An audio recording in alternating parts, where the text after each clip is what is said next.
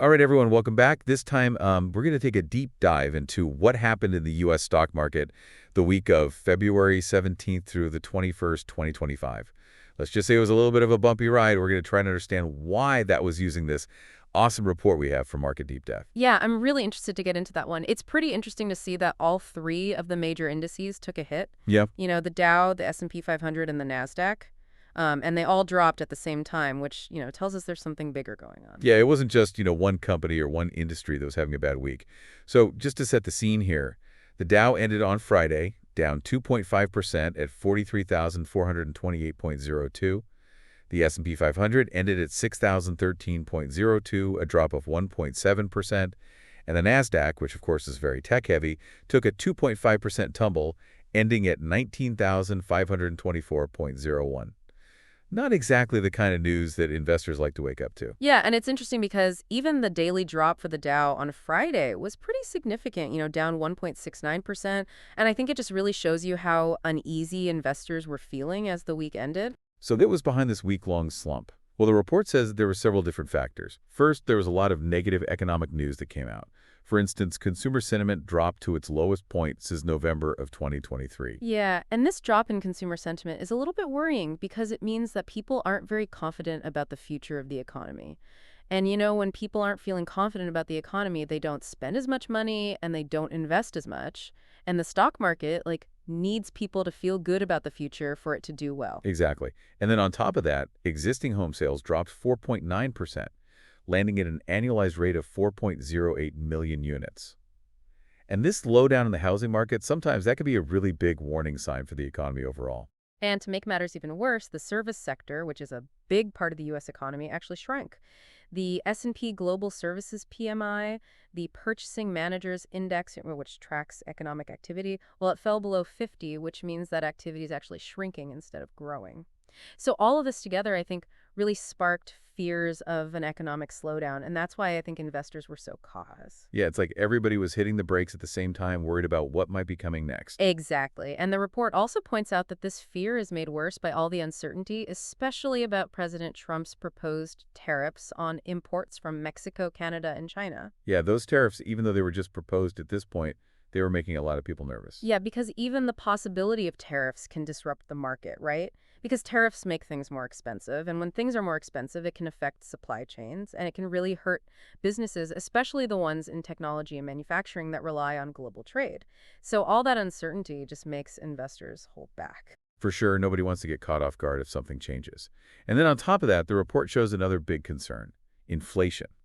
Consumers' long-term inflation expectations are actually at their highest since 1995. Yeah, that is a major, major problem for the Federal Reserve. You see, when people expect prices to keep going up, it makes it much harder for the Fed to lower interest rates to try to stimulate the economy. If they do that, it could actually make inflation even worse. So it's a very difficult balancing act. And of course, inflation can really reduce the value of future earnings, which of course makes investors even more nervous. Right. It just creates the cycle of uncertainty and anxiety. And then, just to confuse things even more, we had this real mix of corporate earnings reports this week. Yeah, it was really up and down. Some companies like PepsiCo and Fox Corporation actually did better than people thought they would. And so their stocks actually did pretty well, kind of ignoring the overall downward trend. And what's interesting about that, I think, is that it shows just how powerful strong brands and, strong business fundamentals can be, even when there's all this uncertainty in the market. Right, but then you have companies like Amazon and Ford, which had a really rough week. Amazon stock fell by 4% after they released a pretty disappointing outlook for their cloud computing division. Yeah, that's a big deal because investors were really counting on the cloud computing division to be a big source of growth for Amazon. So when it looks like that's not going to be as strong as they thought, well, of course, that makes investors worried. Yeah, and Ford stock went down even more, dropping 7%. And a lot of that was because of concerns about their plans for electric vehicles. It seems like the market is losing confidence in their ability to really compete in the electric vehicle market. Yeah, and that just shows that investors are being really careful about deciding which companies are going to grow in the future and which ones might fall behind. And this inconsistency just adds to all the uncertainty in the market. Exactly. It's hard to know who to trust when some companies are doing great and others are falling apart. So we've got a shaky economic outlook, uncertainty about tariffs, inflation is rising, and corporate earnings are all over the place. No wonder people who invest in the stock market are feeling a little bit jumpy. Yeah, it's kind of like they're walking through a dark room full of obstacles and they can't really see where to step. And that's why we're seeing people move towards what are called safe haven sectors. With all this chaos happening, some sectors actually did okay and some even went up a bit. Right. People still need certain things no matter what the economy is doing.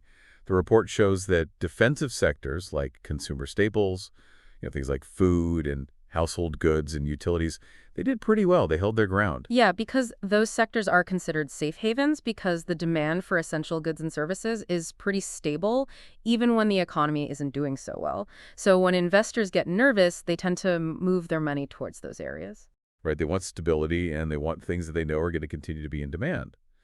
But at the same time, cyclical sectors, especially things like technology and what they call consumer discretionary goods, like cars and luxury items, those took a big hit. Yeah, that difference in how they perform was really interesting. It just reinforces the idea that investors are becoming more risk averse, so they're moving towards those safe haven instead of putting their money into companies that are really sensitive to how the economy is doing. It's like battening down the hatches and preparing for a storm.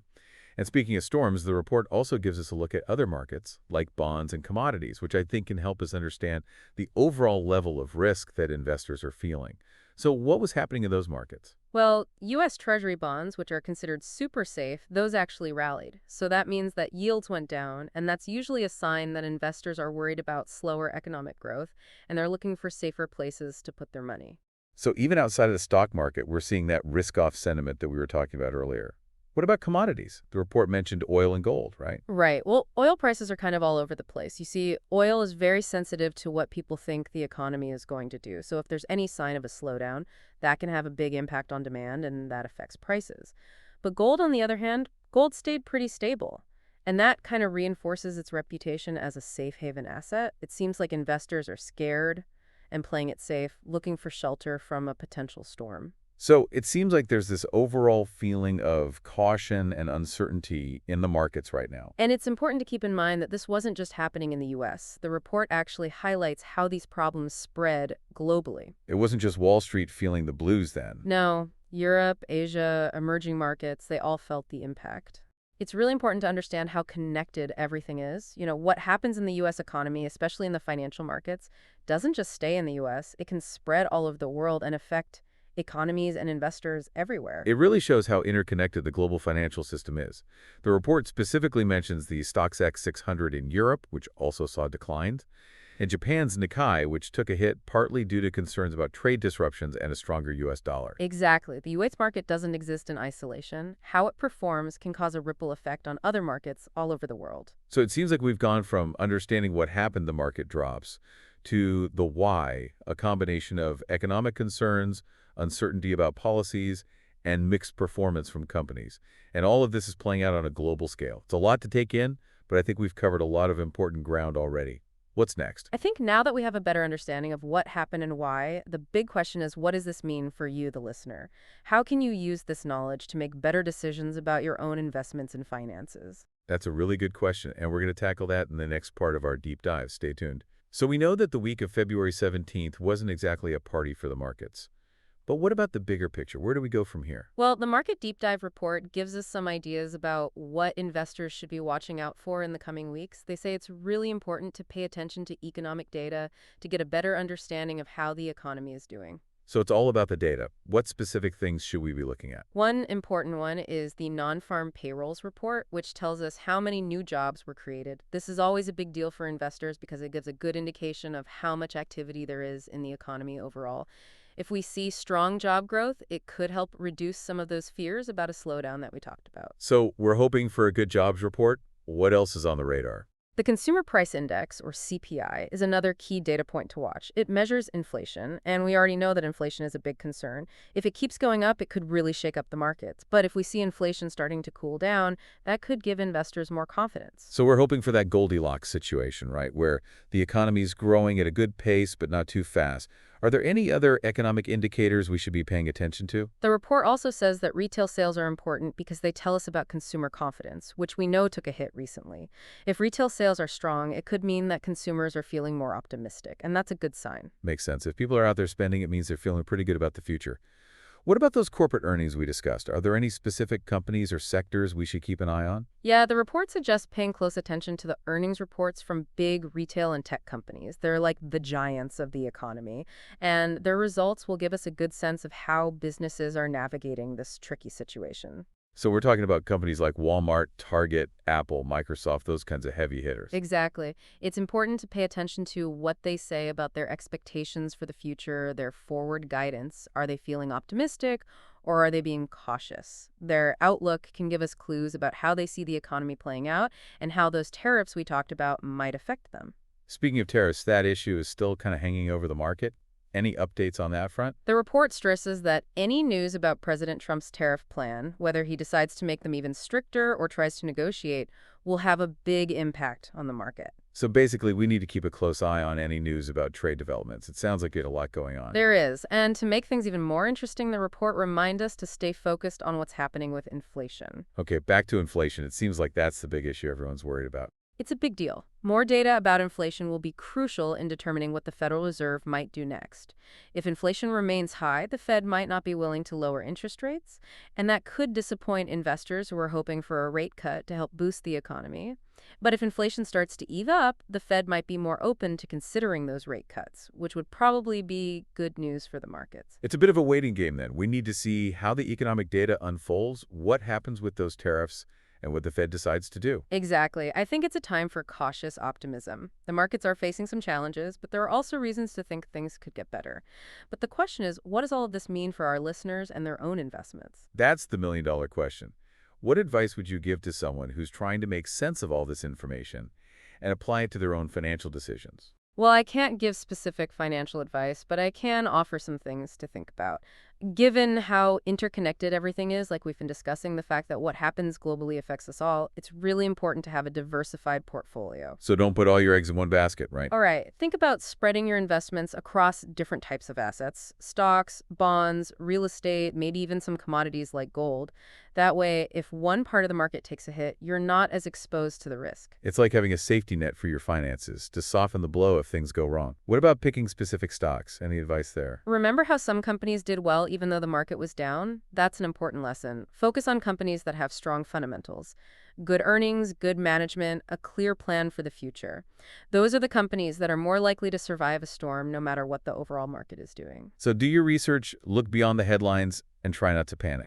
Exactly. And remember, this is just a snapshot in time. The market is constantly changing, so stay informed, stay curious, and most importantly, stay engaged with your investments. Don't just set them up and forget about them. Review your portfolio regularly, make changes if you need to, and don't be afraid to talk to a financial advisor if you need help. That's great advice. So we've talked about the market downturn, the economic outlook, and even some practical tips for investors. But I think the Market Deep Dive report leaves us with one final thought-provoking question. What is it? Given everything we've discussed, the interconnectedness of the global economy, the potential for a slowdown, the uncertainty around trade policy, what industries or types of companies do you think might be best positioned to weather this potential storm? What are some warning signs you should watch out for in your own investments or financial decisions? There's no right or wrong answer here, but it's a really important question to think about as we navigate these uncertain times. It's a great question to ponder. It's like we're in one of those choose-your-own-adventure stories, and we get to decide which path to take.